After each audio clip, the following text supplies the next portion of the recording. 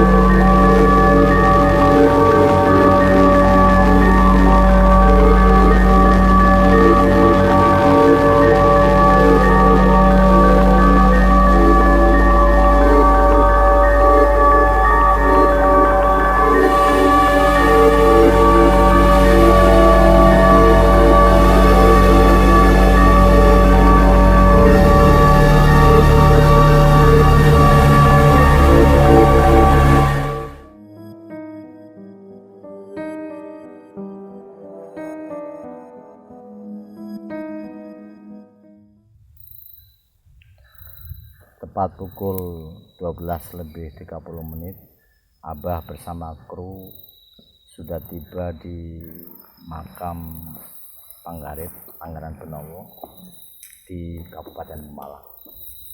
Abah bersama kru akan menuju ke makam Pangeran Benowo dan Yang Syekh Samurapu.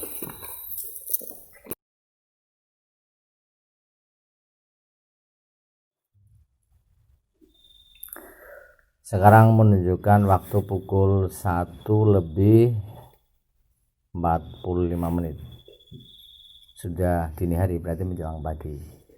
Malam hari ini Abah bersama murid Abah yang bernama Diono. Nah, Mas Diono ini pernah pada beberapa 1 tahun yang lalu. 1 tahun yang lalu. 1 tahun yang lalu Abah suruh untuk melakukan tirakat di tempat Eyang Samurapu selama 3 hari. 3 hari 3 malam. Dan dia tidak pulang sama sekali. Lah tujuan tirakat itu melakukan sebuah amalan yang memang harus dikerjakan di luar rumah, yaitu tepatnya di sebuah makam keramat. Lah pada waktu itu ada beberapa pilihan. Pertama di makam Syekh Samsudin selama 3 malam, tapi ternyata bukan di situ. Akhirnya dilakukan lagi Rebo Pon depannya melakukan di sini. Penonton semua mungkin ingin tahu seperti apa kisah seorang Diono melakukan tirakat di makam Eyang Syekh Samurapu. Menurut Mas Diono, apa yang telah terjadi ketika Mas Diono melakukan tirakat di sini?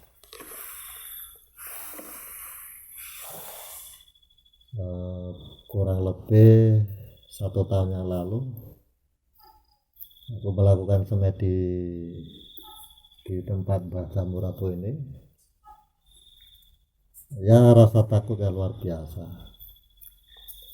Pada malam pertama betul-betul didera ketakutan. Ya pokoknya sampai nggak bisa tidur, nggak bisa apa. Yang paling jelas itu ya paling malam pertama nggak kelihatan Pak, cuman suara-suara aja. Yang paling jelas itu suara dari pintu gerbang depan, seperti pasukan banyak sekali itu. Suara langkah kaki, kayaknya hampir ribuan lah. Ya. Tapi setelah sampai di depan sini itu hilang, nggak tahu pulang kemana. Pulangnya tuh nggak kedengaran maksudnya.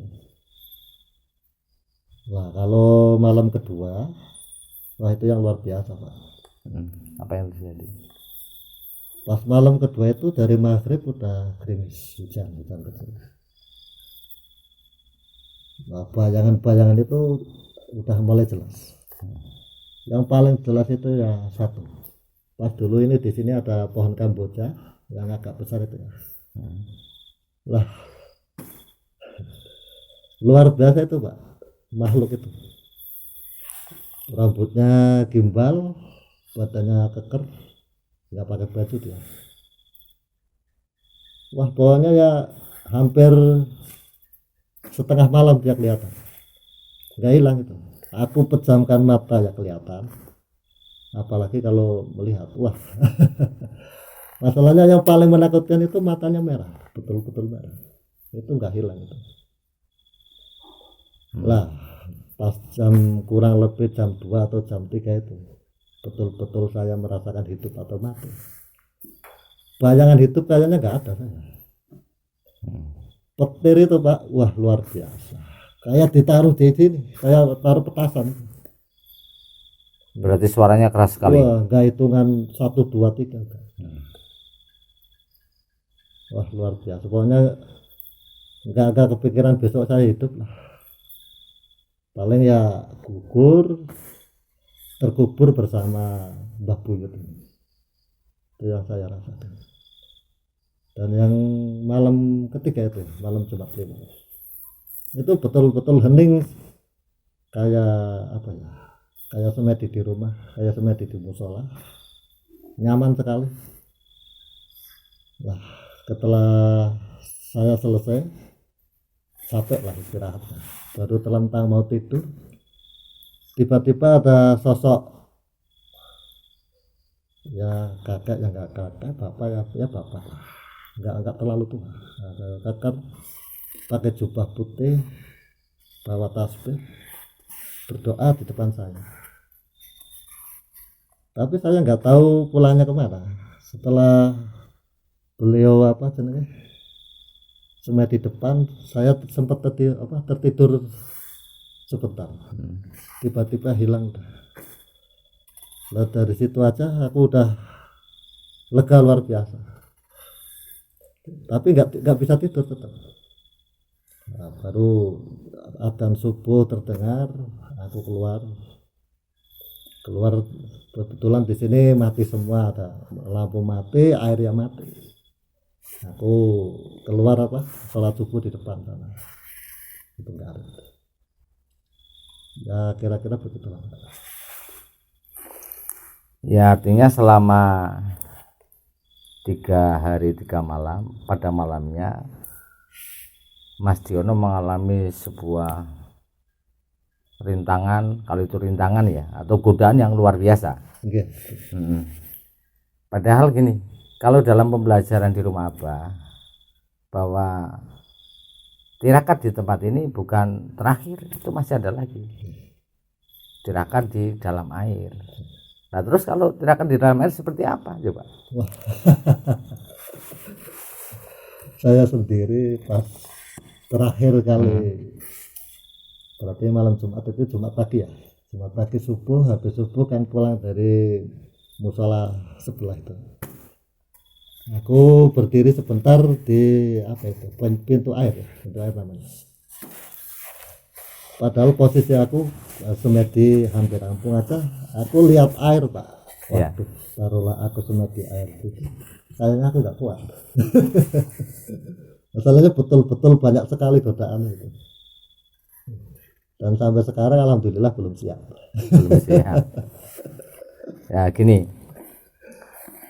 saya kan Abah pernah cerita pada Juru Kunci bahwa banyak hal seorang yang mau wiridan atau semedi di sini, jangankan sampai 3 hari 3 malam, katanya 1 jam saja. Para tadi yang mau semedi atau wiridan semedi pergi, itu katanya kenapa, coba diceritakan biar tahu. Sebenarnya dia belum sempat lihat apa-apa, baru ketakutan aja udah merinding, rasa dihantui rasa takut yang luar biasa aja, udah pergi, belum sempat lihat. Ya artinya bahwa mereka yang melakukan semedi tempatnya yang Sejamur Apu, jangankan 3 hari 3 malam, 1 jam saja kata juru kunci, tidak sampai ya 1 jam mereka semuanya pergi karena rasa takut yang luar biasa. Kesimpulannya berarti bahwa di makam ini, di tempat ini, kalau kita wiridan tengah malam pada waktu malam hari, maka godaan itu begitu banyak sekali. Kalau nggak percaya buktikan sendiri. Ya. Dan satu hal lagi itu tadi yang makhluk yang bermata merah, rambutnya ya gimbal, panjang, itu namanya Kisidodedi ya. Dan tadi juga pada waktu pertama masuk sini melihat beliau ada ya, ada di makam ini tapi di luar. Mungkin begitu yang bisa dipetik dari pengalaman seorang Diono menceritakan bagaimana proses di 3 malam di makam Eyang Jamurapu. Baiklah, Abah akan melakukan lagi penelusuran di makam Pangeran Benowo.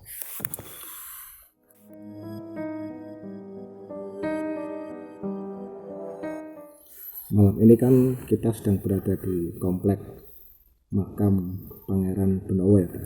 Ya, jam 2 ini Mas. Sudah hampir dini hari ya Mas? Ya. Nah, kami selaku generasi muda yang telah hidup di Malang ya, selama ini memang sangat sering mendengar sejarah tentang berdirinya Kabupaten Pemalang, dan itu tidak terlepas dari jasa dan peran yang sangat besar dari Sang Pangeran Benowo.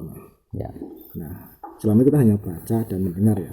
Nah, kami pengen langsung mendengar dari Abah secara spiritual mengenai peran dan jasa yang sangat besar dari Pangeran Benowo dan sosok bagaimana kebesaran jiwa beliau dalam semasa hidupnya. Ya, Abah bisa menjelaskan mengenai Sang Pangeran tersebut, Pak. Ya. Jadi begini Mas, Pangeran Benowo itu memang orang luar biasa. Dia adalah seorang putra mahkota dari Kerajaan Pajang, Sultan Hadiwijaya atau zaman mudanya Mas Karepet atau Joko Tingkir. Secara hierarki mestinya Pangeran Benowo harus menjadi Raja Pajang. Dia putra mahkota. Karena putra mahkota. Tapi yang terjadi tidak demikian. Salah satu mantu paling tertua dari garwo Ampil Sultan Hadiwijaya yaitu Aryo Pangiri malah yang disetujui oleh Sunan Kudus untuk menjadi raja di Pajang. Lah ketika Aryo Pangiri naik takhta menjadi Pajang, maka Pangeran Benowo dengan lembah mana, dengan hati yang tulus merelakan. Di situ Pangeran Benowo diminta oleh ayahandanya Sultan Pajang untuk mencari 2 keris, yaitu keris Sitapak dan Simongklang. Itu lah, melakukanlah seorang Pangeran Benowo mencari keris itu, yang pada zaman itu keris Sitapak dipinjam oleh seorang sultan di Jawa Barat, tepatnya di Banten. Itu mengembara ke Jawa Barat. Iya. Kemudian mengembara itu berarti ke Jawa Barat menemukan keris Sitapak dan Simongklang. Langsung di satu lokasi Pak, keris itu Pak. Jadi bukan begitu. Setelah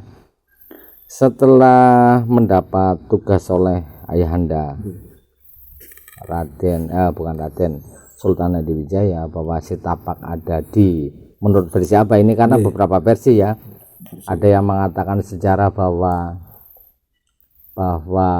Sitapak dan Simongklang untuk dibawa lagi ke Pajang, ada lagi yang harus menjadi seorang pemimpin di daerah Pemalang. Tapi menurut versi apa, ketika Pangeran Benowo melakukan perjalanan ke barat untuk mendapatkan Kiai Sitapak dan Kiai Simongklang ada di Kesultanan Cirebon, pada waktu itu dipinjam oleh Sari Bidatua Simongklang itu dan Sitapak oleh Sultan Yusuf kalau tidak salah. Beliau mendapatkan itu lalu dibawa ke arah timur. Sampailah di Perdikan Pemalang. Lah Pemalang pada waktu itu sebuah kadipaten merdeka, kadipaten yang tidak pernah dijajah oleh kerajaan besar seperti Majapahit maupun Pajajaran. Jadi daerah yang betul-betul mandiri. Itu menurut apa begitu. Lalu Pangeran Benowo berhenti di Pemalang, kan di sini ada pertigaan. Lah pada waktu itu di Pemalang terjadi komplang. Komplang itu artinya di Pemalang tidak ada pemimpin. Kekosongan kekuasaan. Iya, terjadi kekosongan kekuasaan. Lah, Pangeran Benowo singgah di sini, ketemu kalau di daerah Pemalang itu ada orang sepuh yang luar biasa. Ada beberapa sejarawan mengatakan bahwa Syekh Jamur Apu itu pengiringnya Pangeran Benowo. Tapi menurut apa enggak? Bahwa Syekh Jamur Apu itu sudah ada di sini. Lah, tokoh di Pemalang. Tokoh di Pemalang. Kemudian Pangeran Benowo berguru pada Eyang Syekh Jamur Apu, itu begitu. Lah ketika keadaan komplang itulah menurut Abah dari versi AB ini muncullah seorang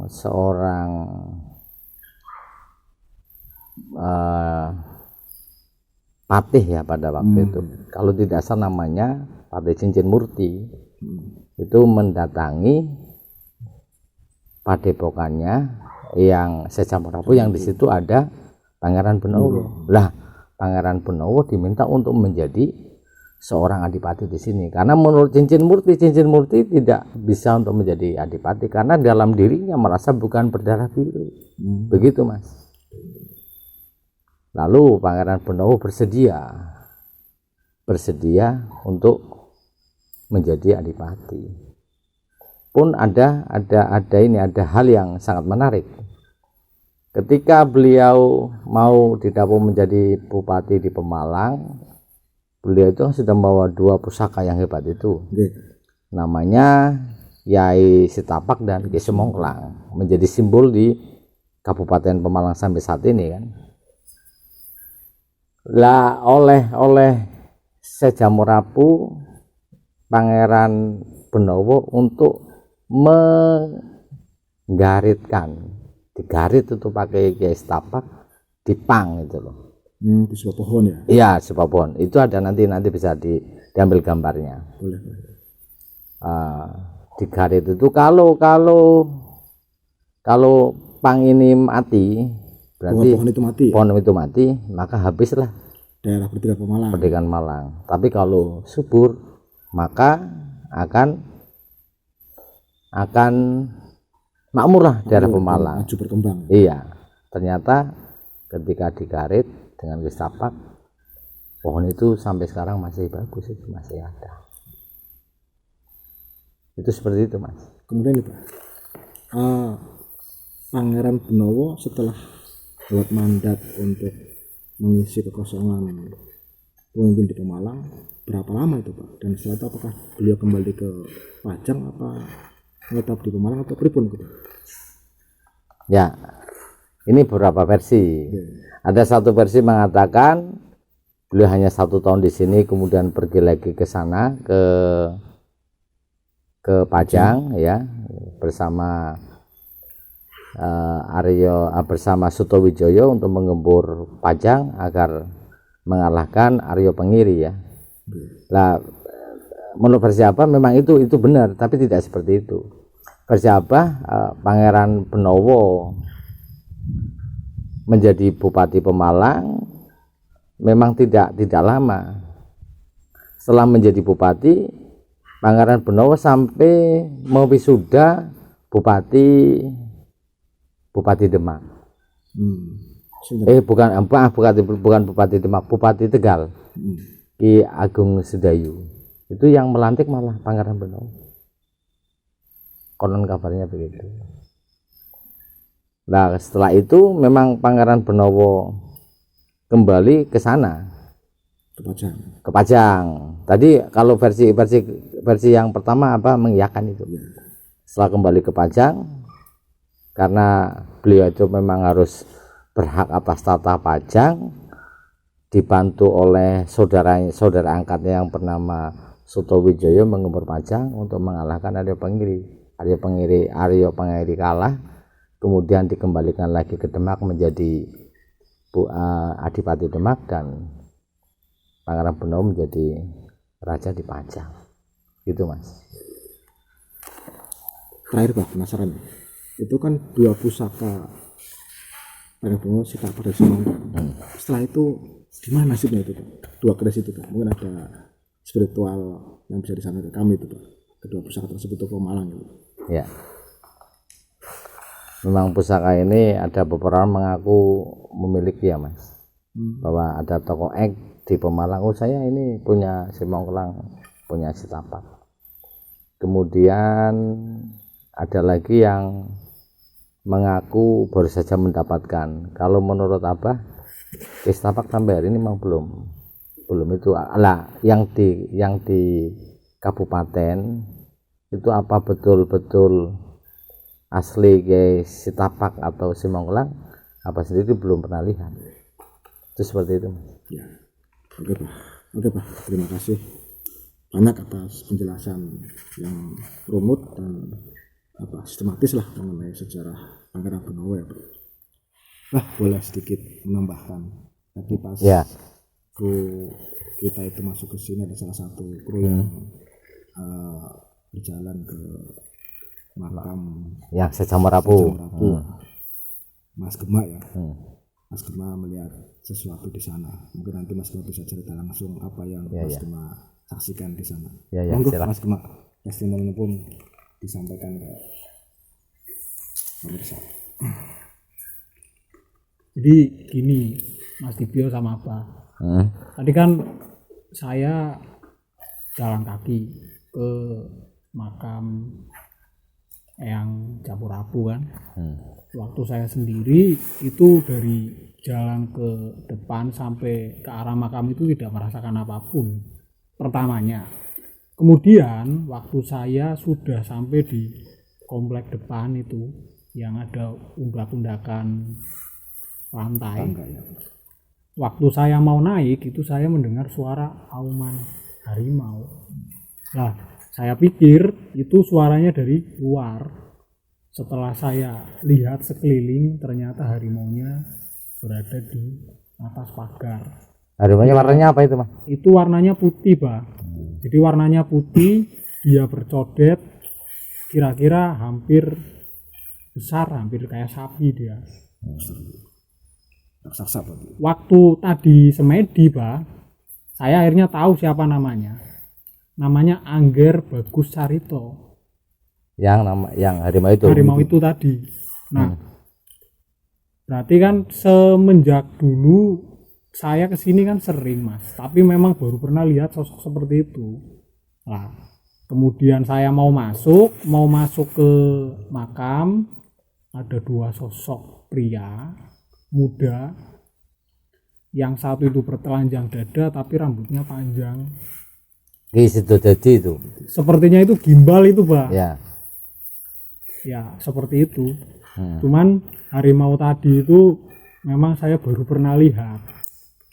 Itu kayak gitu tadi. Yang saya rasakan seperti itu. Terima kasih Mas Gema atas testimoni langsung di lokasi ya, di makam Syekh Jamur Apu ya. Dan terima kasih atas penjelasan yang lebar mengenai Pangeran Benowo. Terima kasih semuanya. Penelusuran sudah di ujung pagi. Nah, satu hal yang perlu disikapi untuk kita semua, apa yang harus dipetik dari seorang Pangeran Benowo, bahwa seorang pemimpin harus punya kebijaksanaan, harus punya hati yang legowo, harus punya hati yang lembah manah.